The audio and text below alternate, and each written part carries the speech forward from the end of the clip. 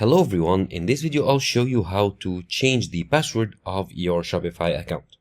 So here, as you can see, I'm on my Shopify main account, and to change the password it's pretty easy. Simply go to settings here from the menu on the left. At the bottom you'll find settings, click on it, and then you'll want to scroll down here and click on your name here with your email underneath. Click on it.